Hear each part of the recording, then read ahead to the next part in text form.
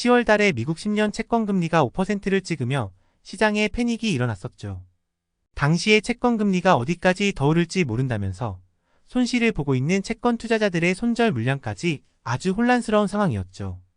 저는 이전 영상에서도 10년물이 4.5%를 넘기는 시점부터 이제 점점 채권 투자할 시기가 다가오고 있다고 말을 했고, 10년물이 5%를 찍은 시점부턴 확실히 채권을 투자할 시점이라고 제 의견을 낸 적이 있습니다.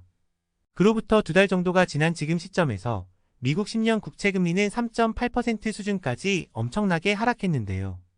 금리가 높을 때 채권 투자를 하라는 이유가 금리와 반대로 움직이는 채권 가격이 올라갈 수 있기 때문에 이런 말들을 하는 것인데요. 저뿐만이 아니라 10년 채권 금리가 5% 수준일 때 채권에 투자할 생각이 있던 사람들은 많았을 것입니다. 그러나 당시에 공포스럽던 상황이나 앞으로의 채권 금리를 전망하는 유명한 사람들이 개인들에게 희망을 주기보단 더욱 공포로 몰아넣으면서 지금 채권을 사도 위험하다는 식으로 발언을 하거나 전망하기도 했습니다.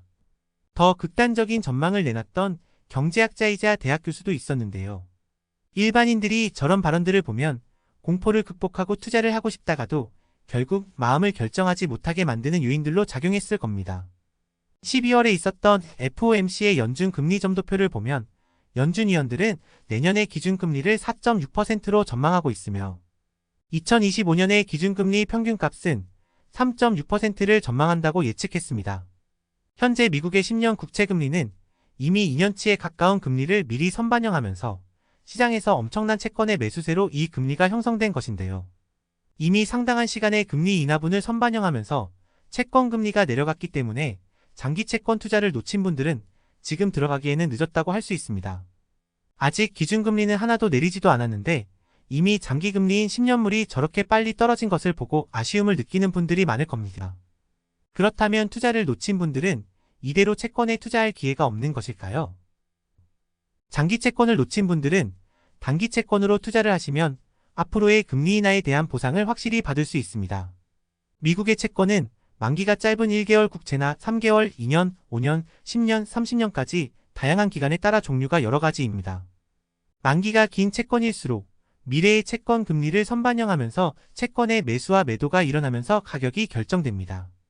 현재 만기가 5년인 미국 채권 금리도 3.8% 수준으로 상당한 시간분의 기준금리를 미리 선반영한 모습입니다. 그러나 만기가 2년인 단기 채권부터는 5년물, 10년물보다 채권 금리가 높게 형성되고 있는데요.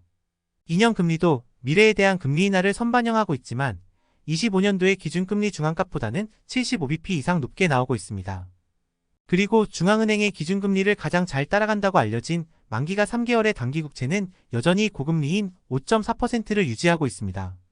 3개월 국채는 말 그대로 앞으로 3개월 안에 금리가 어떻게 될 것인지를 예측하면서 매매하기 때문에 이 정도 기간 안에는 연준이 금리를 내리지 않을 것으로 보면서 시장에서 이 금리가 형성된 것입니다. 그래서 미래를 선반영하면서 금리가 떨어진 다른 만기의 채권들보다 3개월 국채는 연준이 금리를 확실히 인하하기 전까지는 이렇게 고금리를 계속 유지할 것입니다. 당장 내년의 금리 평균값이 4.6%라는 것은 현재의 기준금리 5.25%에서 5.5% 사이의 중간값인 5.37%보다 약 0.75% 낮은 금리로 베이비 스텝인 0.25%씩 기준금리를 3번 정도 낮춘다고 연준 위원들이 예상하고 있습니다. 금리를 결정하는 FOMC 회의는 1년에 8번 정도 열리는데요. 내년 상반기까지 금리를 계속 동결한다면 하반기부터는 회의가 있을 때마다 거의 연속적으로 금리 인하를 한다는 뜻이며 상반기인 3월 정도부터 금리 인하를 시작한다면 인하 후 다시 동결을 유지하다 그 다음에 다시 인하를 하는 시기 될 것입니다. 만약 내년 3월에 금리 인하를 처음 시작한다면 3개월 국채금리는 빠르면 2월 달부터 이미 금리가 내려가기 시작할 것입니다. 그리고 상반기 내내 동결을 유지하다 하반기부터 인하를 한다면 4, 5월 달은 돼서야 뒤늦게 금리 인하를 반영하면서 내려가기 시작할 것입니다. 이렇게 장기 채권 투자를 놓친 분들도 아직 기준금리를 내리지 않았으므로 미래를 덜 선반영하면서 금리가 높게 유지되는 2년 국채금리나 아예 기준금리를 따라가는 3개월 국채 쪽에서는 충분히 투자 기회가 남아있게 되는 것입니다. 그리고 제가 보기엔 현재의 10년 국채금리는 너무 빠른 시간 안에 과하다 싶을 정도로 미래를 많이 땡겨온 측면이 있습니다. 물가지표가 다시 높아진다거나 여전히 강하게 유지되는 미국의 고용시장을 보면 10년물이 다시 4% 정도 위로는 재상승할 가능성도 있는 것이죠. 그렇다면 장기 채권을 놓쳤던 분들도 다시 올라온 채권 금리를 기회로 잡아서 그때 장기 채권을 투자할 아이디어로 삼아도 될 것입니다. 연준 점도표는 확실한 미래의 예측 도구는 아닙니다. 경제 상황이 달라지면 언제든지 저런 전망은 바뀔 수 있으며 우리는 그것을 잘 추적해야 될 것입니다. 예상치 못한 경기 침체가 세게 올 경우 연준이 생각한 것보다 훨씬 많은 금리를 인하할지, 2024년도에도 여전히 강한 미국의 경제 상황이 잘 유지된다면 점도표보다 적은 한두 번의 금리 인하로 24년도를 마감할 수도 있겠습니다.